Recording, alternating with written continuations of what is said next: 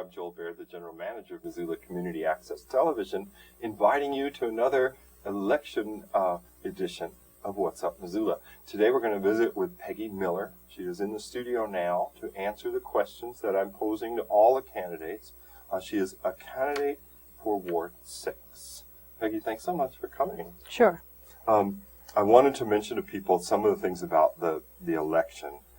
The city elections this year are by mail-in ballot. The ballots will be mailed to all active registered voters. So think about that. If you don't feel you're active or registered, that's the time to call the elections office, 258-4751. Find out your status so you're not all surprised at the last minute.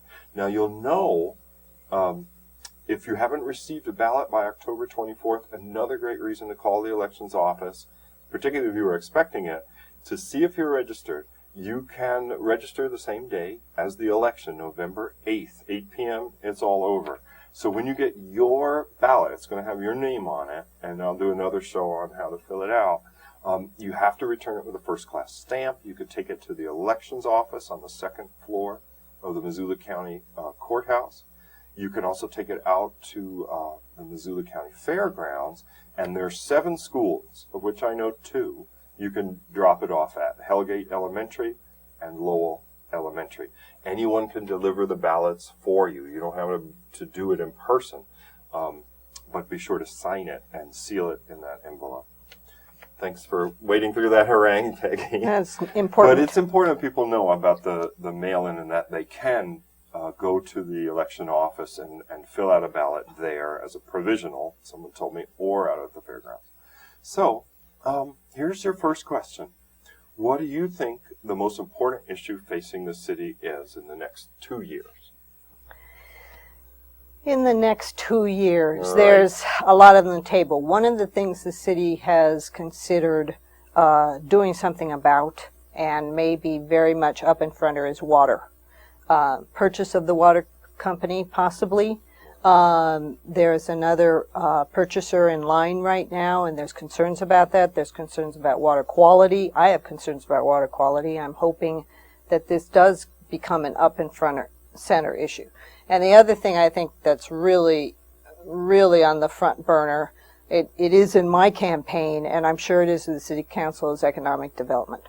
Yeah. I think that jobs, with the closing of Smurfit and the previous closings at Stimson have placed a critical burden on the city, on the people that were employed there. Overall, economically, it places a burden, and so it really is time for the city council and for all of us to move forward in terms of trying to bring in new business. I'm particularly interested in economic development that pertains to dealing with other concerns as well, so that we create jobs by dealing with building a community renewable energy system. Create jobs and at the same time deal with global warming and oil depletion is sort of my approach to economic development. But either way, I think economic development is going to be out there, and water. Okay. How do you feel you differ from other candidates in this race? Now, in Ward 6, there's 3 candidates for the office. There are. And each of the 3 of us has our unique standpoint on issues.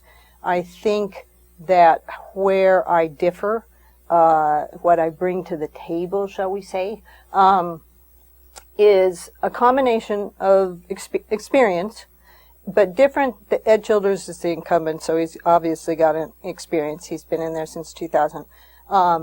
My experience has been predominantly government-wise in planning. I've have close to 30 years of community development planning, working with cities, natural resource management, things like solid waste disposal, aquifer study. I bring that to the table for one. So that's something I can offer the community. But also, I think it's, I've had not only experience but success at different types of solutions to civic and city problems. I've worked on water issues before. I've worked with water companies.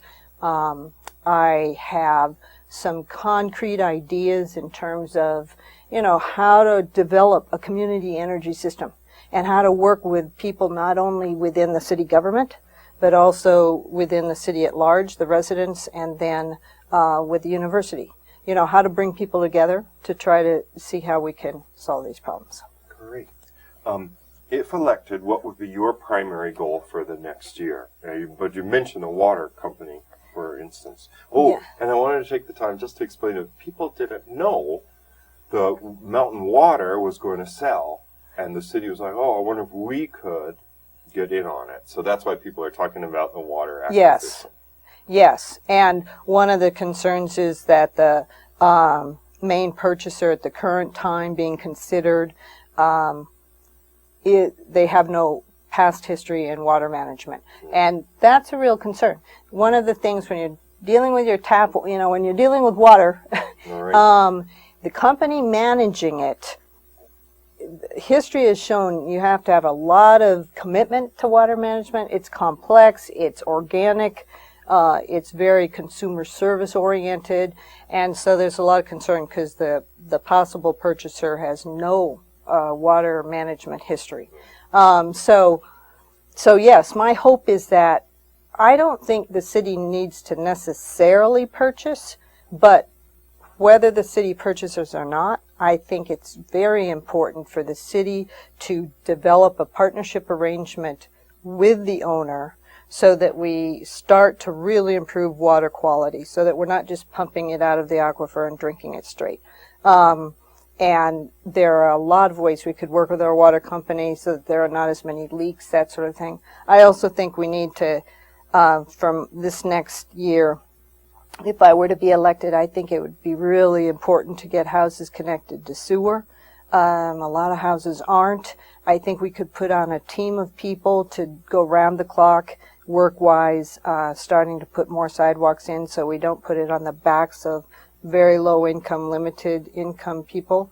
And then finally, I would begin to work on the community energy. I always talk renewable energy. Everybody may say, oh my God, here she goes again. Oh. But really interested in renewable energy. Very worried about global warming. Very worried about oil depletion. Think they're realities that we've got to face. And cities can, by creating a community renewable energy system, our own solar, our own wind to hydrogen, our own plug-ins for electric cars, we can help the carbon footprint by reducing it and create a supply for ourselves so that even if oil depletion keeps, coming our way, we basically could buffer ourselves from the impact. And so that and things like food canneries, I could go on all night. Okay. Well, what should people know about you, your experience, your background, your vision? Well, before I reiterate a little bit of what I've gone on already some about, there is another side to me, which is I am now a Chinese Ayurvedic herbalist. That's something I do. It's something I'm very committed to. Chinese and Ayurvedic herbalism helps a great deal with your health, and there's all kinds of ways that it can improve health. So that's one of the main things I do. And I'm a playwright and an artist. So those are a couple of other things about me, things that I care very much about. I'm a mom. I have 2 sons, 3 stepsons, 2 dogs and a cat. Oh, yeah, I got it. And otherwise, it's what I've said. I started work in politics, and I had an economics background as my initial training, and worked a long time in Washington, D.C., using that economics, everything from being banking director at Consumer Federation, where I also worked on environmental policy and community-based programs. Everything from housing, how do you help housing, which is an issue here in this city that we need to deal with, and I have ideas for that. I served on the Board of Adjustment for a number of years here, and that helped give me a sense of city issues. And I also worked for, helped start and work for MCAT, which is a Butte-based appropriate technology organization. So I have a host of years of work in the things that I'm kind of talking about. So I think that helps bring something to the table. Great. Peggy, is there anything you want to add? I just want to remind our viewers we're visiting with Peggy Miller. She is a candidate for Ward 6. The election mail-in ballot is November 8th. Oh, and a website. I'm going to say it because I can see it on the screen. So it's unusual in that it starts with the WIX. So it's www, right? Yes. For people at home, type in www.wix.com. And then here comes more stuff. So I'm going to give you time to write it down by saying it. It's a / It's Peggy Miller. It's another / and it's Highland Winds. So there people can learn more about your campaign. Well, actually, that's predominantly my campaign has been mainly going door to door. That's Highland Winds is my business. If they go to that website, they'll see a lot about herb classes and art and also about the issues I'm very concerned about, oil depletion and importing tar sands oil through this country, and very active in that. So they'll see a lot of things if they go to the website. And finally, I guess the only thing I would urge is I always do people to vote, no matter who they vote for. Next year is going to be a huge election year. You got the presidential, you got the Senate, you've got a lot of elections coming up. This year, predominantly, there'll be other things on the ballot, but the city council issues and those running for city council positions, that's really one of the main things on the ticket. And how our government runs and how our city runs, whether it's sidewalks, whether it's street lights, water, etc., it depends a lot on your city council. So if you care about those things, and we all do, I urge people to vote. Great. Well, Peggy, thanks so much for taking the time to come over. Thanks for having this. You're most welcome. Once again, as Peggy has mentioned, we encourage you to take an interest in the city council race. It's coming up. November 8th is the deadline for voting. You're supposed to get a mail-in ballot mailed to your home by October 24th. If you don't see this mail-in ballot and you want to participate in the election, call the elections office at 258-4751. Well, thanks for watching this election edition of What's Up Missoula. We'll see you again next time with candidates from other wards. Until then, I'm Baird for MCAT. Thanks for watching.